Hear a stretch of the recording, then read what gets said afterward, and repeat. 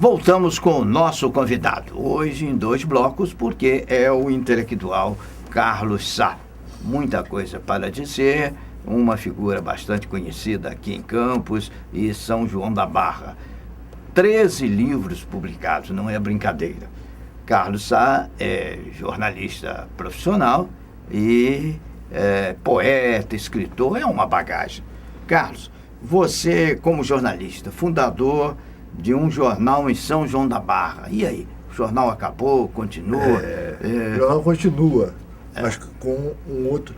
Porque esse jornal, ele é um... Eu devo começar do princípio. O meu bisavô, o português José Henrique da Silva, veio de Portugal para cá com 11 anos de idade, semi-alfabetizado. Atravessou o oceano sozinho no navio, botaram ele lá e mandaram ele deixar aqui, deixar no Rio. Do Rio foi para São João da Barra. Trabalhar com os patrícios, que havia muito patrício naquela época do Porto, quando o Porto estava no auge, né? Havia muito português lá, todo o comércio era português e libanês. Então, Zé Henrique foi trabalhar lá. Lá ele criou um jornal chamado São João da Barra, em 1880, quando o Porto, depois de ter sofrido um baque muito grande com o canal Campo Macaé, voltava a crescer. Porque o canal Campo Macaé sofreu também alguns problemas, então os comerciantes que tinham encomendado o canal Campo Macaé voltaram a mandar sua mercadoria para o João da Barra. E aí ele criou esse jornal. O jornal durou 14 anos. Mas ele era um cara muito polêmico, ele brigava muito com o governo, ele era muito crítico, ele tinha um senso de justiça muito grande. Ele se alfabetizou sozinho e no final ele era jornalista com um texto excelente. Era orador da cidade, quando chegava um político ele que ia receber. Era uma pessoa assim, incrível, fazia poemas, tinha muitos poemas, muita coisa. Então o Zé Henrique criou esse jornal, durante 14 anos. No final dos últimos 14 anos, os amigos deles, que na proclamação da República assumiram a cidade, começaram a persegui-lo. Eram antigos amigos, viraram inimigos. Inclusive ameaçando botar bomba na redação. Ele várias vezes reclamou, não pagavam, e ele acabou se ferrando e teve que parar com o jornal. Incrivelmente, alguns anos depois, ele volta com esses amigos com um outro jornal, Combatente. Esse jornal, que era da Companhia de Navegação, dos coronéis da companhia, dura mais alguns anos, até que ele é sequestrado e destruído. A máquina dele hoje está no canal do Porto Escuro, João da Barra, atrapalhando os primeiros pescadores que jogam rede para ele na Marinone, que tem a Marinone lá. Depois ele se alia a um outro coronel, João Almeida, e cria o terceiro jornal, que é o Lutador. Esse vai até a morte dele, ele para um pouquinho antes de morrer. Sempre no mesmo estilo de briga, polêmico, e naquela época, na província, havia muita briga de políticos, né? Porque uma das coisas importantes para o político de então era o poder de mandar prender e soltar. Aí se não gostou da sua cara, manda te prender, aí sua família vai lá e pede, por favor, solte o Herbson. Não mudou muito, não. Não mudou não. Mas era um pouquinho mais coisa. Aí ele disse assim, tá bom, Herbson está solto, mas você me deve. Na próxima eleição você vota em mim, porque eu soltei seu parente. Era isso e continua, quer dizer, em parte continua a ser igual. Então eu criei, quando eu voltei morei 40 anos no Rio, né? Quando eu voltei para São João da Barra, quando meu pai morreu, eu herdei a casa, eu montei uma casa de cultura. Eu ia perguntar sobre a casa de cultura. Eu dei a ideia do nome do bisavô aí. Eu fui lá, conheci, gostei. Casa de cultura Zé Henrique. Particularmente, gostei muito. E para você ver, o jornal, naquela época, todo sábado tinha um monte de gente lá discutindo política, cultura, batendo papo, era a manhã toda tomando cerveja na Casa de Cultura. Aí eu fiz na Calçada da Fama, em frente da Casa de Cultura, onde os escritores puseram as mãos e os esportistas os pés. Está lá. Está largado, mas está lá. E aí tinha muita gente. A coisa de uns 7 anos para cá começou a esvaziar.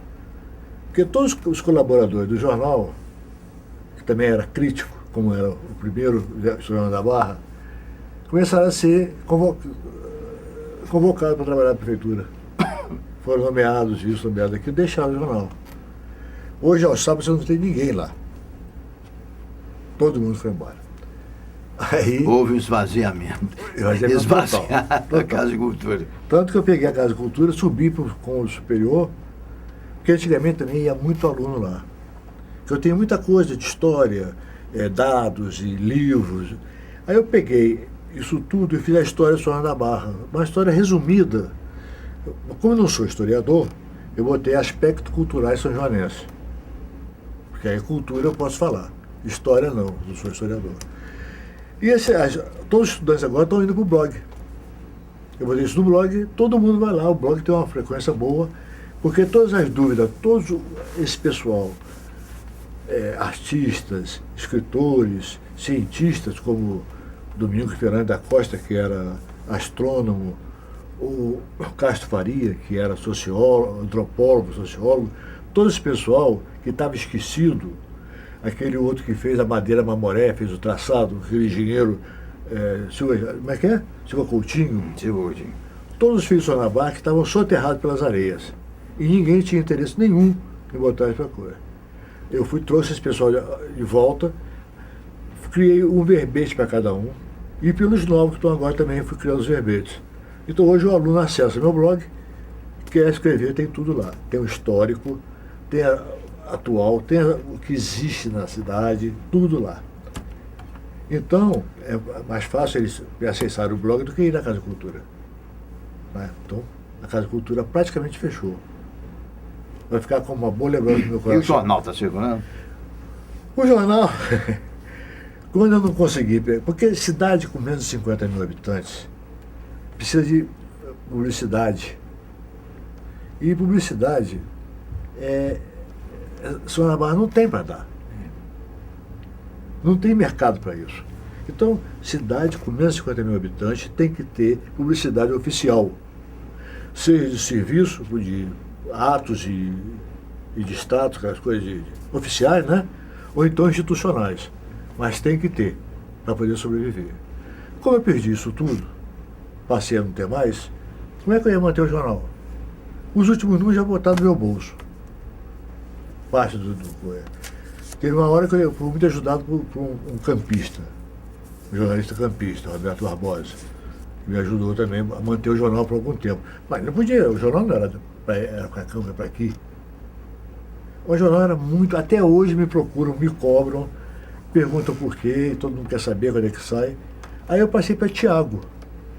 Tiago é tataraneto Zé Henriques. E formado em jornalismo. É Tiago Henriques. Então ele está dando seguimento. Carlos Sá, como vê atualmente o desenvolvimento sanjoanense? Com Porto e etc e tal e coisa. Sanjoanense, o desenvolvimento do Açu. Não, mas está beneficiando também, é o que tudo indica, não? Dizem, né? Bom você me avisar, vou prestar atenção. É o que vou dizem, prestar né? atenção lá para ver como é que Mas como é que está? Qual a sua visão disso tudo? A minha visão é o seguinte: o desenvolvimento não precisa ser cruel, não precisa ser desumano. Não precisa tirar a gente das suas terras, que viveram lá por 100 anos, e jogar na Rua da Amargura. Mesmo dando uma indenização, é uma indenização que num instante some, os próprios filhos vão ali, homens de 90 anos, 80 anos, que viveram a vida inteira ali. Eu me lembro muito de Itaocara, quando quiseram fazer aquela hidrelétrica, e que São João do Paraíba, São Sebastião do Paraíba, ia ser afogado, ia ser coberto pelo reservatório. Então as pessoas diziam assim, pô, se eu sair daqui, aqui está todo o meu apoio. Eu tenho um amigo aqui, parente ali, um compadre aqui, se eu preciso eu corro lá, aqui, e para onde eu vou, o que eu vou ter? Eu vou para morar na favela, porque o dinheiro vai acabar, os filhos precisam, eu tenho que dar um para cada um, esse dinheiro vai embora no instante, e eu fico na hora veja. Aí eu vejo em Macaé, por exemplo, que os proprietários estão alugando os terrenos. Existe um caso em Sonabá também. Aluga o terreno, então a empresa vai, constrói ali e paga a ele a mensalidade. Ele não perde o patrimônio dele e tem um valor mensal para ele subsistir. Ele recebe um percentual no princípio para ele se realocar. E depois tem um salário, praticamente um salário, que é o aluguel daquele imóvel. Agora, você chegar, como apareceu naqueles... O cara entrar com um trator num domingo, arrebentar a roça do sujeito. No momento que o sujeito saiu para ir à missa, o trator foi lá e abriu tudo. Isso é progresso? Isso é desenvolvimento? Para mim isso tem outro nome. Carlos Sá, nós estamos chegando já ao final, mas nós temos uma pergunta aqui, pergunta da produção do programa. Qual será o próximo trabalho? Seu próximo livro? O próximo livro é você escreve, você não é brincadeira. Olha, uma vez eu descobri que na ilha, tem uma ilha do Paraíba, chamada Ilha da Planta, que tem um casarão antigo, uma pena, um casarão imenso, que era a Casa Grande de Fazenda com a senzala do lado. Lá tinha um negócio espetacular, mas está tudo em ruínas, está tudo caindo, a janela bamba, sei lá, cheio de lendas. Tem uma mulher que chega lá às 5 horas da tarde, abre a última janela, que atualmente não tem janela, ela abre a última janela, espia, olha, procura, tudo mais, depois fecha a janela e some, aí a janela volta a ficar com aquele olho vazio. Tem várias pessoas que ouvem os escravos puxando as correntes, que diz que tinha na senzala, que tem a Casa Grande e a senzala. Na senzala ainda tinha vários instrumentos de tortura que foram levados por alguém aqui de Campos. Tinha um oratório lá dentro, eu cheguei a ver. Lindo o oratório, já carregaram as estátuas, já carregaram tudo. Então eu comecei a imaginar aquilo ali, uma brincadeira de passagem de tempo, né? Alguém que olha aquilo ali e de repente entra num determinado ponto e que volta a essa fase em que o casarão estava em pleno funcionamento. E tabula um romance com uma garota que ele não pode tocar, que ele não consegue tocar, nem ela consegue tocá-lo. Ela o vê, mas as pessoas da ilha não veem. Aí, de vez em quando ele por acaso vai para o barco e retorna a Sônia da Barra, depois volta, aí continua tudo de novo, e as histórias vão ocorrendo. A ideia é essa, já está quase na metade. Carlos A. de Sá, Carlos Augusto Abreu de Sá. Sabe por que esse A? É esse A que é. É que meu pai era farmacêutico aqui em Campos. Então, naquelas antigas fórmulas que eram preparadas, tinha lá embaixo AA, quer dizer, partes iguais. Era água e sei lá, água e xarope, partes iguais. Aí eu aproveitei o AA da fórmula e botei no meu nome.